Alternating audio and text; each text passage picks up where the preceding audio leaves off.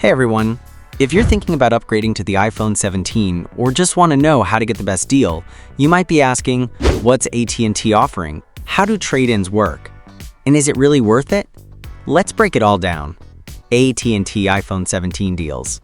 Right now, AT&T is offering up to $1,100 off the iPhone 17 series with eligible trade-ins. That means you could upgrade to the iPhone 17, 17 Pro, or even the 17 Pro Max for little to no upfront cost if your old device qualifies. How do these deals work? Here's the breakdown. Trade in your old phone. Even some devices in not-so-great condition qualify. Sign up for an eligible AT&T Unlimited plan, like Unlimited Elite. The discount comes in the form of bill credits over 36 months, not as an instant lump sum. What about the plans? The key plans that unlock the best deals are: Unlimited Elite offers the maximum trade-in credit.